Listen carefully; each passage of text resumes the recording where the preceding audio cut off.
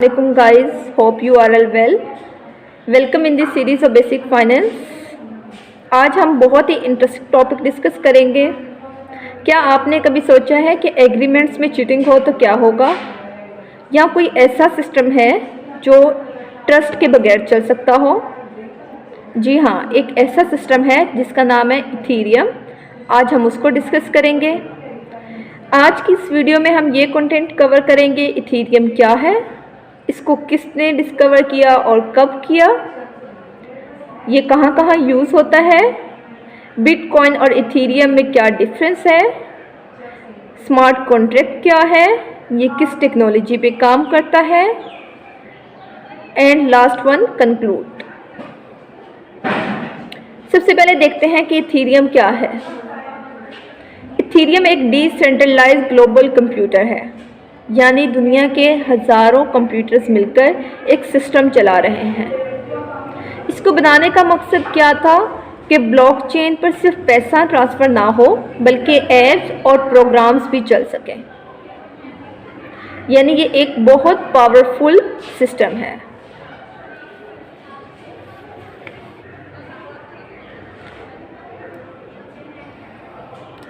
Next one हम देखते हैं इथीरियम की हिस्ट्री। इथेरियम की हिस्ट्री देखने से पहले हमें बिटकॉइन को समझना होगा। 2009 में बिटकॉइन लॉन्च हुआ।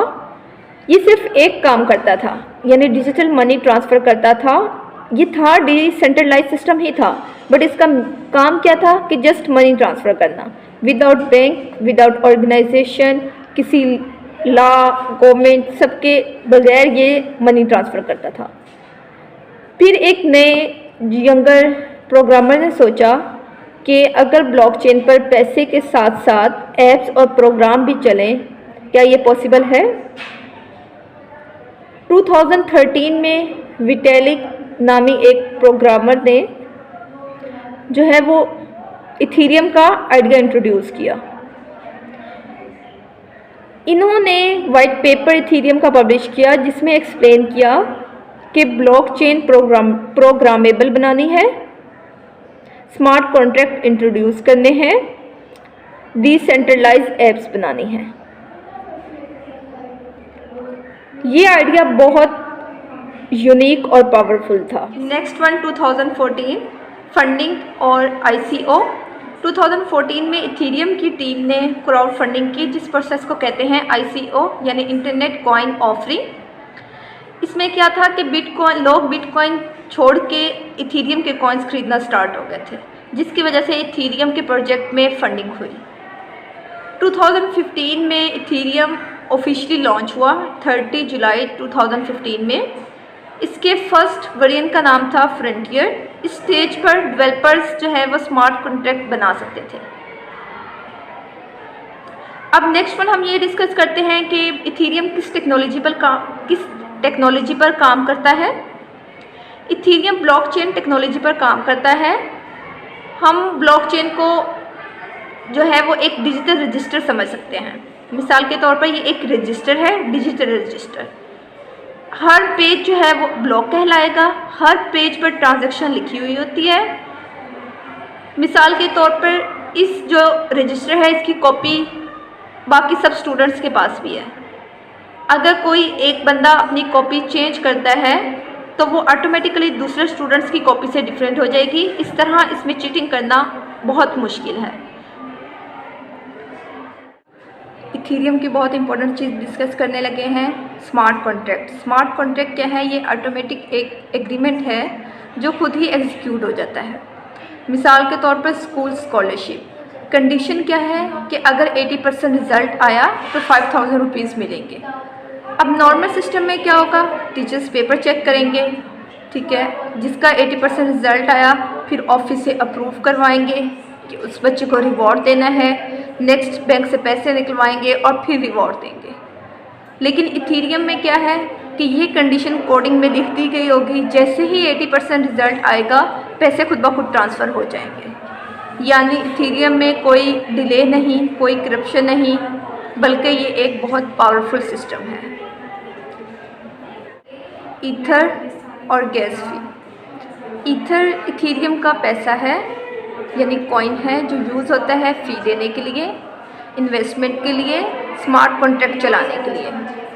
गैस फ़ी को हम जो है वो पेट्रोल की तरह समझ सकते हैं कि जैसे पेट्रोल के बगैर गाड़ी नहीं चल सकती, इसी तरह गैस फ़ी के बगैर इथीरियम नहीं चल सकता।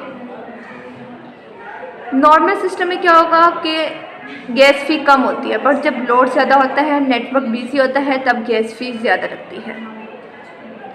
अब हम देखते हैं कि पावर ऑफ स्टेक। इथीरियम पहले माइनिंग यूज़ करता था, अब वो पावर ऑफ स्टेक का सिक्योरिटी सिस्टम यूज़ करता है। माइनिंग क्या है? माइनिंग एक ऐसा सिस्टम है जिसमें कंप्यूटर्स जो हैं वो कम्प्लेक्स जो है प्रॉब्लम्स उसको सॉल्व करते हैं ताकि न्यू ब्लॉकचेन में ऐड हो सके। और पावर ऑफ स्टेक क्या है कि इसमें लोग अपना कॉइन लॉक यानी स्टेक करते हैं ताकि ट्रांजैक्शन वेरीफाई हो सके। यानी इसमें कोई कंपटीशन नहीं है प्रॉब्लम सॉल्व करने का, इसमें चांस मिलता है और चांस सिर्फ उसको मिलता है जो अपना कॉइन स्टेक करता है। इसमें देखते हैं कि रियल वर्ल्ड एग्जांपल क्या है माइनिंग और पावर ऑफ स्टेक की। कि मिसाल के तौर पर 100 स्टूडेंट्स हैं, वो एक प्रॉब्लम सॉल्व कर रहे हैं, जिसने पहले की रिवार्ड उसे मिलेगा, ये है माइनिंग। पावर ऑफ स्टेक क्या है कि 100 लोगों ने स्कूल में फ़ीस जमा करवाई है, ठीक है, क्लासेस ले रहे हैं, लेकिन जो है वो जो टीचर है वो एक रैंडम स्टूडेंट को सिलेक्ट करेगा, उसकी अटेंडेंस वेरीफाई करेगा, अगर तो वो ठीक है तो उसे रिवार्ड मिलेगा, बट अगर वो नहीं ठीक तो उसे रिवार्ड नहीं मिलेगा। ये पावर ऑफ स्टेक है। इन दोनों में मेन डिफरेंस ये भी है कि माइनिंग में जो है वो इलेक्ट्रिसिटी ज़्यादा यूज़ होती है और पावर स्टेक में कम। माइनिंग में कंपटीशन बेस्ड है और जो पावर ऑफ स्टेक है उसमें हमने रैंडम सेलेक्ट करना होता है। माइनिंग जो है वो स्लो प्रोसेस भी है और कॉस्टली भी है, लेकिन पावर ऑफ स्टेक जो है वो फास्ट और एनर्जी एफिशिएंट है। नेक्स्ट वन हम देखते हैं कि इथीरियम कहाँ कहाँ यूज़ हो रहा है। इथीरियम डिसेंट्रलाइज्ड फाइनेंस सिस्टम में भी यूज़ हो रहा है, जहाँ हम इजीली लोन ले सकते हैं without bank, without any organisation, without government, हम इजीली लोन ले सकते हैं। NFTs यानी डिजिटल ऑनरशिप, जैसे ओपन सी है, इसमें हम आर्ट, डिजिटल आर्ट जो है उसका हम सर्टिफिकेट ले सकते हैं प्रूफ के साथ, ठीक है। अब हम इसमें एक चीज़ डिस्कस करते हैं कि बिटकॉइन और इथीरियम में क्या डिफरेंस है। बिटकॉइन 2009 में लॉन्च हुआ, जैसे कि मैंने आपको बताया, लेकिन ये सिर्फ एक काम करता था, डिजिटल मनी ट्रांसफ़र। ये था डिसेंट्रलाइज्ड, बट ये डिजिटल मनी जस्ट ट्रांसफ़र करता था। इथीरियम 2015 में ऑफिशियली लॉन्च हुआ, बट इस पे ऐप्स और प्रोग्राम्स भी चल सकते थे। ये जस्ट सिंगल जो है बिटकॉइन, ये जस्ट सिंगल ट्रांसफ़र करता था मनी को, और वो जो है इथीरियम ये स्मार्ट कॉन्ट्रैक्ट्स भी चलाते थे, यानी एग्रीमेंट खुद ब खुद एग्जीक्यूट हो जाएंगे जब कंडीशन पूरी होगी। एंड हम अब लास्ट वन देखते हैं कि कंक्लूड, इथीरियम सिर्फ एक क्रिप्टो करेंसी नहीं है, बल्कि ये एक बहुत पावरफुल टूल है। इसमें हम एग्रीमेंट्स कर सकते हैं विदाउट चीटिंग, कि एग्रीमेंट्स में चीटिंग नहीं हो सकती, मनी भी ट्रांसफ़र हो सकती है। यानी अब इसमें ये प्रॉब्लम सॉल्व हो गई है कि हम बस कोडिंग में जो है वो कंडीशन पुट करेंगे और जैसे ही कंडीशन पूरी होगी पैसे खुद ब खुद ट्रांसफ़र हो जाएंगे। Web3 फ्यूचर में अगर सक्सेसफुल होते हैं तो इथीरियम इसमें बहुत बड़ा फाउंडर जो है वो माना जाएगा, कि इथीरियम का इसमें बहुत बड़ा रोल है। अगर आपको वीडियो पसंद आई है तो लाइक करें, शेयर करें एंड सब्सक्राइब करें। Thank you. चलिए, अल्लाह हाफिज़। नेक्स्ट वीडियो में मिलते हैं।